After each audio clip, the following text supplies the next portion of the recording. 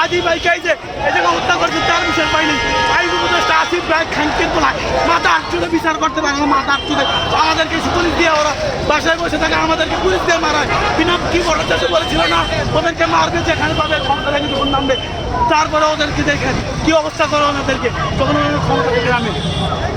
আগে যে আহত হয়েছে সে আসলে সে একজন হাদিবার বিচার দাবিতে সে এসেছিল, তাকে গুলি করেছে সরাসরি, তার বুকের ভিতরে গিয়ে মনে হয় গুলি লাগছে, তাকে এখন মেডিকেলে নিয়ে গেছে। তার কি অবস্থা আমরা জানি না। জাবের ভাইয়ের কি হয়েছে? জাবের ভাইকে হাসপাতাল নিয়ে গেছে, তার গলায় গুলি লেগেছে, তাকে ইচ্ছা মতন পিটাইছে, তাকে মনে হচ্ছে কুত্তার মতন পিটাইছে আমার ভাইকে, তাকে হাদি ভাইয়ের মতন অবস্থা করছে। আমার সন্দেহ হয় তাকে হাদি ভাইয়ের মতন সরাই দিতে চাচ্ছে।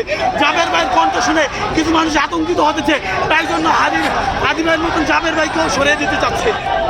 মানে একটু কি হয়েছিল, জাবের ভাই কোথায় আছে তারা এখন, তাদের কি হয়েছে? তাকে হাসপাতাল নিয়ে গেছে, সম্ভবত ঢাকা মেডিকেল নিয়েছে।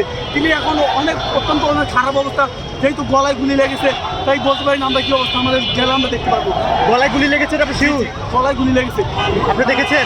জি আমি দেখছি, আমরা গাড়ি উঠে দিয়েছি। কি গুলি লেগেছে? 30 সেল মারছে মনে হয়, এইদিকে অনেক প্রচুর পরিমাণে টিয়ারশেল তার গুলি না, টিয়ারশেল তার গুলি না, টিয়ারশেল বা গুলি যেটাই লাগছে মানে মারাত্মকভাবে আহত হয়েছে। ওনাকে ইচ্ছা মতন পিটিয়েছে পুলিশ, উদ্যন্তন কর্মকর্তা ছিল তার সামনে, সেনাবাহিনীর সামনে দাঁড়ায় ছিল, কিচ্ছু বলে নাই, তারা কিচ্ছু বলে নাই, তারা শুধু দেখছে দর্শকের ভূমিকা। কেন হঠাৎ করে কেন আক্রমণ করলো? কেন মানুষ এই জায়গায় আমরা আন্দোলন করতেন শান্তিপূর্ণভাবে, আমাদেরকে ইচ্ছা মতন পিটিয়েছে।